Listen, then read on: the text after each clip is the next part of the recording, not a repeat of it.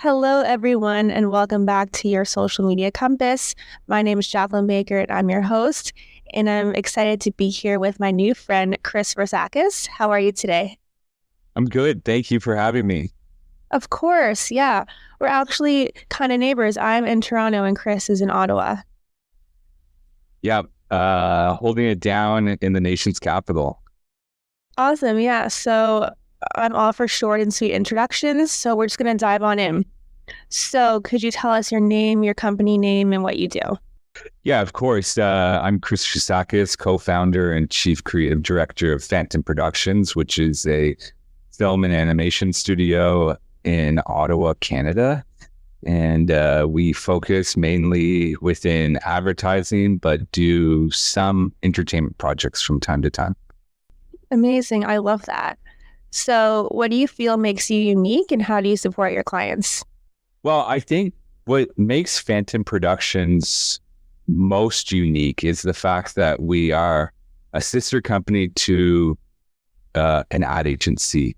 And when we go into production for animation or video, we're looking at it sometimes from a different landscape than a traditional production company would. And by that, I mean, we really want to understand how the video is going to be deployed. We want to understand how this is fitting into a bigger marketing campaign. We don't like being just a vending machine to our clients where people come to us and, state what they need and we just deliver on that. Obviously, that does happen. But I think when we are at our best, we are guiding our clients as much as we are production, geniuses, if you will. Yeah.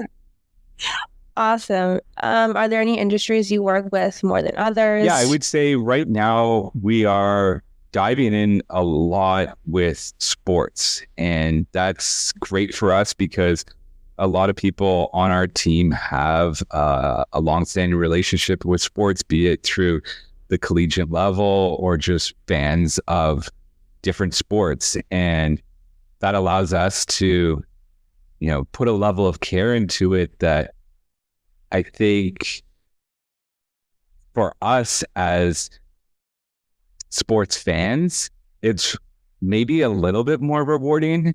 I hope too many of my clients aren't listening to this, but at the end of the day, there's a certain level of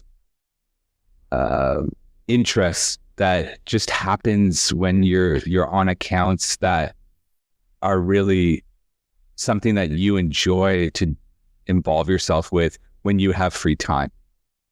Other than that, Ottawa is a very big tech hub. We're known as like the Silicon Valley North, I guess some people call it. And with that comes a fair amount of clients within that landscape. And then also healthcare. We have numerous clients that are advocates for healthcare or even hospitals and whatnot. Yeah, no, it's interesting how fast like the tech space and even the healthcare space is booming, because I personally have gotten more clients in that space in the last maybe 2 or 3 years. And I feel like they came all at once. It wasn't like a slow thing. It was like one day you wake up, 10 emails, and you're like, oh, wow. Yeah, there was a lot of negative things that came from COVID, but one of the positives, I guess, would be the influx of expenditure by the federal government and our provincial governments on healthcare, which led to more organizations having money to spend in marketing efforts, be it, correct messaging that needed to get to people. We also have a new hospital being built in Ottawa, which will be a big advancement for the healthcare sector of Ottawa. And we hope to have, lots of involvement in the coming years as that rolls out. Yeah, no, it's amazing, because I may be a bit biased, but I definitely think marketing is so important no matter what industry you're in. Because as we all say, if no one knows about you or doesn't fully understand all that you offer, like you can't help them. Yeah, that's a very true statement. And I think for everybody that wants to have a brand and have a voice within a very crowded market, no matter where you are, you're in a crowded market.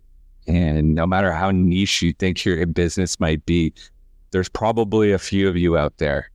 And you always have to differentiate yourself. And that's not very easy because even as an artist at the end of the day, and I think a lot of people that are in production probably feel this way. It's like you're never really quite creating something for the very first time. You're always pulling inspiration from something you've seen that's influenced you previously. And I think brands and businesses have a certain level of truth to that statement as well. And it does come down to, you know, like you asked earlier, what makes Phantom unique? And it's, what does your business, what does that make? What is the unique factor to your business, and how do we market that? For sure. And even like personality plays such a big role because people want to work with people that they get along with well. Yeah, I mean, listen, at the end of the day, it's funny. I started my career as a photojournalist and then moved on to advertising photography. And my business partner, you know, when we started Phantom, I definitely had to take on more of a business development role, which I don't know if I was that confident at the time, but now looking at where we are as a company from where we started, I know that being a likable human being is 90% of the reason why we get the contracts that we do. And my business partner argues the fact that he doesn't think that anybody would not want to have a conversation with me if they were in a room with me, right? And I think obviously from a business standpoint, that's a key differentiator. I know a lot of artists that have an issue with drumming up work for themselves. And that's how I was, even when I was a freelancer. I expected the work to come to me. And now there's this desire to hunt and gather the business that we want as a company. And that people person skill really comes into play there. And I like to think that we do that quite well. Yeah, 100%. I feel like that kind of dives into my next question. How do you currently use social media to promote the business? That's changed a lot. I'll be very honest with you. I had to remove myself from Instagram earlier in the year. And that was for just more of a mental health and personal reasons that it was taking over my life. Building this persona that may have been who I was that day, but not who I am every day. And, constantly judging myself off of the other work that I was seeing, or wondering why I didn't get to quote on that gig that I'm seeing on someone else's story. And it's been very refreshing to remove myself from a personal level. Phantom Productions does have a business profile on Instagram, and we do use it because it is an important place to have a presence. You can't deny that. If we didn't have one, people would probably wonder why. Why do you not have an account on one of the biggest platforms that people gather information on? And so we still run that and we still have it active. But where I spend most of my time, if we're talking about the landscape of social media, is LinkedIn. And that's proven to be far more rewarding and less judgmental at the end of the day. And it's been a game changer for me from a business development standpoint, but also just from a mental health standpoint. Yeah, no, I get that 100%. So many people I know in my life have taken Instagram breaks. Like, they won't delete their accounts, but they'll just delete the app from their phone just because they For say Jack sure. was listening to drink. Yeah, it's interesting because a lot of people were like, "Hey, did you delete me on from the account? Did I get blocked?" And and there was some awkward conversations those first couple months, and now I think a lot of people that know that I've left it respect it, and like you said, I actually haven't deleted my account. Do I think I'm going to go back to it though? I actually don't at this point, because it's been almost a calendar year at this point, and I'm doing fine. I'm not. I those first few days were pretty difficult. I won't lie, but at this point, it's one of those things where when you break a habit, you can live without it, and I'm definitely there. Definitely. You're still on LinkedIn though, you said. LinkedIn is king. I think honestly, this is where you and I even met, right? And for me, sure, there's a lot of stuff that goes on there that I'm just like, wow, it would be nice if I could like not be bombarded with SEO companies or lead gen folks hitting me up trying to sell me on 100 leads a day and whatnot, because I feel a bit like there's some spam email format to that, right? And you can't avoid it.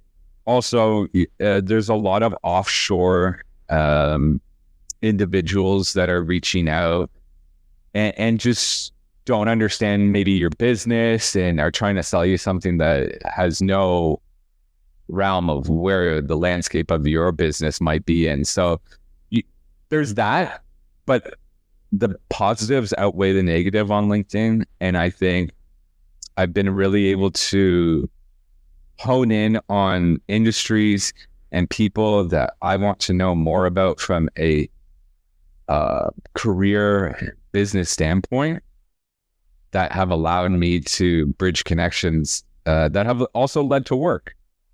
Yeah. I was just going to say, I get a very healthy amount of leads through LinkedIn, and I'm very grateful. Yeah, it's one of those things that I think more and more people are leaning towards.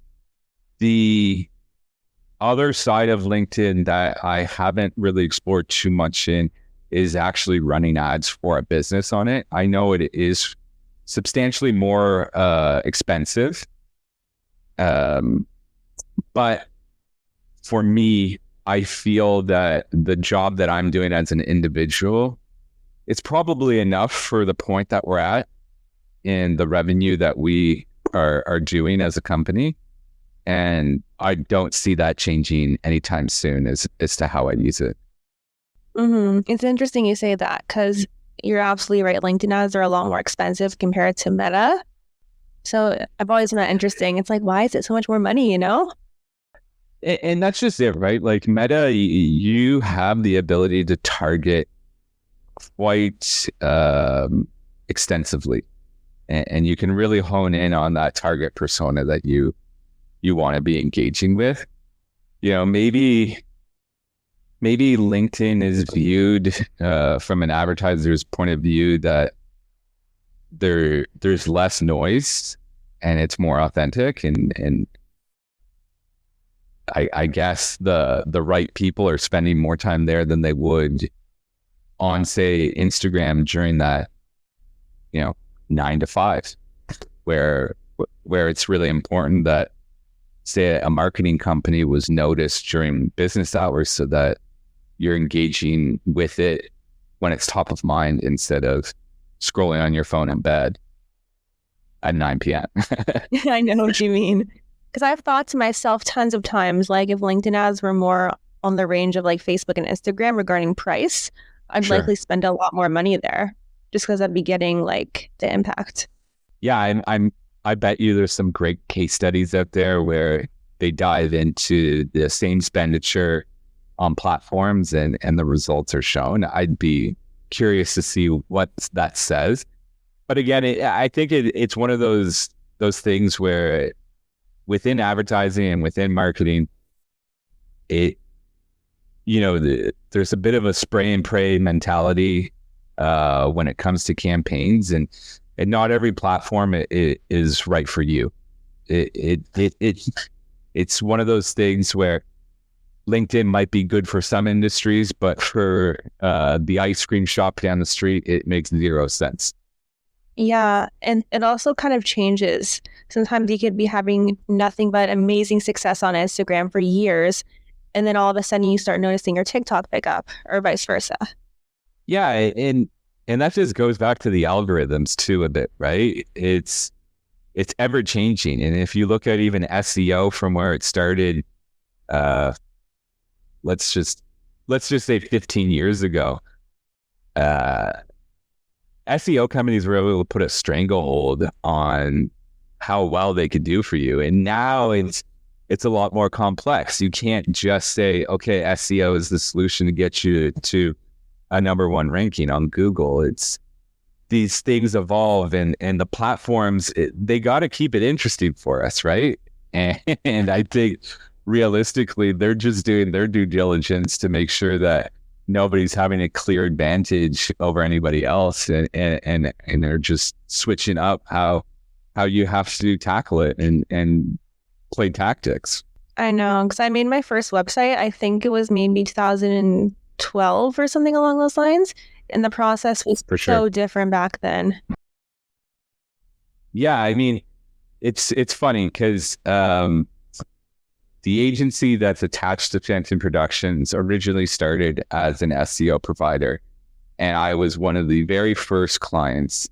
Full disclosure, my business partner and I have been friends since we were kids, and when he came to me back in the day, if I had said no, it probably would have led to a brief hiatus of our friendship. So it was important to keep that together, and I said yes, and they did a great job for me. But if hypothetically speaking, if I was still a client of the agency, there would be a lot more services that I would be paying for today than I was back in 2010, because of the fact that marketing and web marketing has changed dramatically.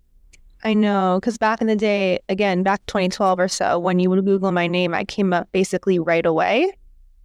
And it was just so easy because there wasn't much competition back then. But now it's a bit harder. Yeah, and I think, just drawing back to the importance of partnering with a boutique agency or even one of the bigger agencies within Canada, it's just like every business needs to do this at some point. It's whether or not you're going to be an early adopter or late to the game. Exactly. And I'm still learning new things constantly. So like it's an ever-changing kind of landscape. Yeah, 100%. YouTube is a great tool to keep you fresh and without having to spend too much money on courses or conferences. And listen, every week there's an update to something, right? And I think that's why our clients are frustrated with sometimes with how much we have to charge, because we have to consume so much knowledge to know what we're doing. I know, because clients or friends or family will ask me, hey, I want to buy this software. Have you heard of it? And sometimes I'm like, I've never heard that in my life. Let me look at it. Let me look it up on YouTube. And I'm pleasantly surprised to see it's great. And I just think, how have I never heard of this? Because there's just so many new softwares coming out constantly. Yeah, I mean, I remember when Hootsuite launched, great Canadian company, they really dominated the market. Now there's probably 500 Hootsuite variations out there, right? And Hootsuite, a lot of those early employees have moved on to other startups or enterprise level companies and have great jobs because they help bring the success to Hootsuite, but it's not what it was. It doesn't have the same revenue share as it used to, or market share. Yeah, the good news is, in my opinion, if you know how to use one, you could use almost all of them. Yes. Like the scheduling tools, I mean, because the backends are basically the same. Yeah, 100%. There's always a learning curve. Yeah, no, definitely. Do you have any final thoughts, ideas, anything you want to share with us before we wrap up? Oh, I always have 100 things on my head going on, but I think one thing that I would say is this podcast is in its infancy, but you'll likely talk to a lot of people within marketing over the next 3,000 episodes that you end up doing. Maybe not so much within video production. And I think just going back to what we do and what we offer, and how the world works these days, content marketing is driven from a visual standpoint, and motion is a key part of that, be it through some animation, some stop motion, or even some traditional video format, right? Mm-hmm. And if you're a business owner listening to this podcast, or if you're an agency that doesn't have a production division, it's probably time to think about having a production company on retainer, because for you, doing one-off projects might be good to start with, but video is one of those things where when you're doing it right and you're getting the engagement that you need, your viewership is constantly going to want more. And a retainer-based production company being your partner will always be beneficial to your brand. And that's exactly what we want to be doing for people. And we want to be having them come back to us time after time, because we just bring great ideas to the table that support their brands. Amazing. I love it. Let us know how we get in touch with you. Oh, wow. Listen, my phone number is everywhere online. So if anybody wants to shoot me a text or call me, you can find it online. But, phantomproductions.com is where a lot of our messaging and information about us and our content lives. But if you're interested in reaching out to me personally, Chris, Chris at phantomproductions.com. I always say the first interaction, I'll give everybody a chance. And if it makes sense, we'll keep chatting. Amazing. Yeah. Thank you so much for taking the time to come on the podcast. I really appreciate it. Of course. And best of luck with this series. Thank you so much. Okay, Nat. Take care. All right. Thanks for listening, everybody. Again, all of Chris's information will be in the show notes, so don't be shy to visit him or send him a text. All right. Until next time, I'll talk with you all very soon. Bye, everyone.